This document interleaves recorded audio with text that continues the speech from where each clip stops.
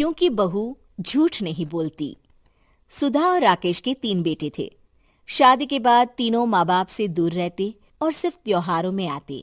माँ जी, पिताजी, अगली बार आप लोग हमारे घर आइएगा। अरे नहीं बहू, सब यही आ जाते हैं तो घर खिला खिला लगता है। हाँ बहू, तू हमेशा बुलाती है तो जरूर आएंगे तेरे पास भी। हाँ हाँ, दीदी का घर बड़ा जो है, सब कुछ आपने शादी के बाद दीदी को ही तो दे दिया था। हमें भी दिया होता तो हम भी बड़ा घर लेते। क्यों सुनील? अरे नहीं नहीं, पापा ने सबको एक बराबर ही दिया है। छोटी बहू, क्या चाहिए तुम्हें, बोलो।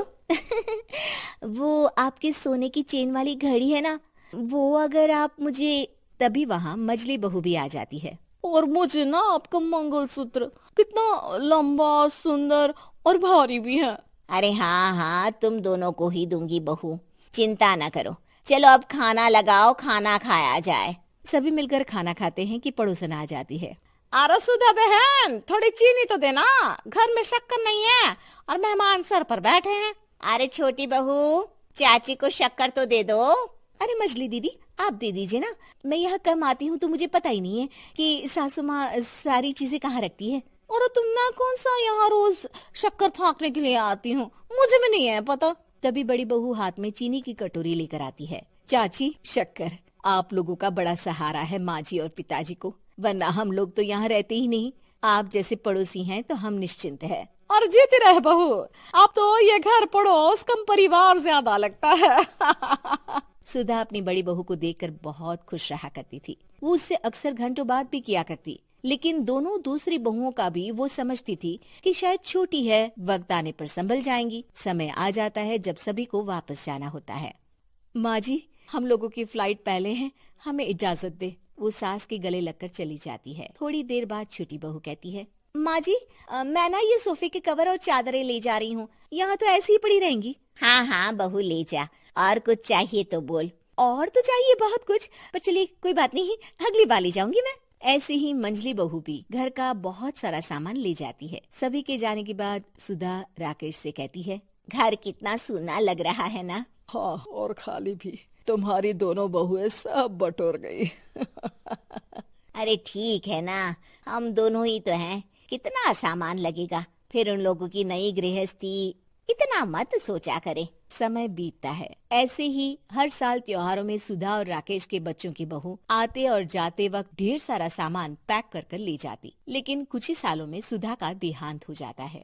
पिताजी, आप यहाँ अकेले क्या करेंगे? हम लोगों के साथ चलिए। अरे नहीं नहीं बहू, इस घर में सुधा की यादें हैं, मैं उसे नहीं छोड़ सकता हूँ। अब तुम लोगों की माँ नहीं रही। देख लो, वैसे तो मैंने उसके जीते जी सब कुछ दे दिया है, लेकिन कुछ उसका पर्सनल कीमती सामान था जो ये है, ले लो।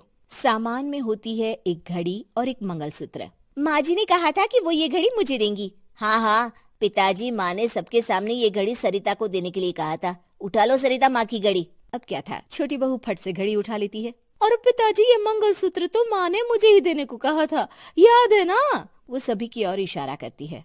तू भी ले ले ये हार बेटा, कोई बात नहीं। मंजली फटाक से हार उठा लेती है। ससुर बड़ी बहू की तरफ देखते हैं। तुझे क्या दूं बेटा? पिताजी, माँ ने एक चीज मेरे लिए भी रखी है। सभी के कान खड़े हो जाते हैं कि आखिर सास ने क्या रखा होगा बड़ी के लिए। अरे माँ जी तो दीदी से प्यार भी ज्यादा ही करती थी, हमेशा उनसे बात किया करती।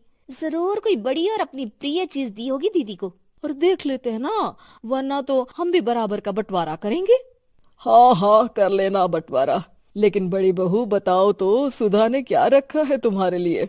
अभी तो हम लोग यही हैं पापा जी, जब जाने लगेंगे तो बता दूंगी। बड़ी बहू के मुंह से ये बात सुनकर बाकी दो बहुएं सोचने लगती हैं कि आखिर क्या है जो दीदी को सासू माँ देकर गई हैं। दीदी, ऐसा तो नहीं ना कि पूरे घर का आधा हिस्सा माँ बड़ी भाभी को देकर गई हो? तभी वहाँ ससुर आ जाते हैं। नहीं नहीं, ऐसा कुछ नहीं है। मकान तो तुम तीनों का बराबर से है। देखो, बड़ी बहू से तुम्हारी सास ज्यादा जुड़ी थी, न जाने क्यों घंटों बात किया करती थी। पता नहीं क्या देकर गई है उसे। और ससुर जी, आपको क्या पता, चालाकी से पूरे घर के पेपर में साइन करवा लिए हो, या फिर कोई छुपा गहना। आखिर मकान पूरा तो आपने सासू माँ के नाम ही कर रखा था ना। अब घर में ये सस्पेंस बन जाता है कि आखिर बड़ी बहू क्या लेकर जाएगी। फिर वो दिन भी आ जाता है जब बड़ी बहू के जाने का समय हो जाता है। बेटा, परसों तुम चली जाओगी, बताया नहीं, माँ ने तुम्हें क्या दिया? घड़ी और हार जो बेशकीमती था और तुम्हारी सास को सबसे ज्यादा प्रिय था, उसका तो बंटवारा भी हो चुका है। अब तुम्हारी बारी। हाँ पिताजी, आज मैं ये बात बताने ही वाली थी। माँ ने मुझे उससे भी बेशकीमती चीज दी है और वो है आप। आपसे अधिक प्रिय उन्हें कुछ नहीं था। माँ चाहती थी कि आप मेरे साथ रहें। चलिए पिताजी। बेटा, मेरे पास तो कोई पेंशन भी नहीं है और ना ही कोई प्रॉपर्टी। लेकिन आपके पास संस्कार है पिताजी, जो मेरे बच्चे आपसे लेंगे, तो आपको ले जाने पर स्वार्थ ही है मेरा। चलिए ना पापा। सभी के सामने पिताजी बड़ी बहू और बेटे के साथ उनके घर चले जाते हैं।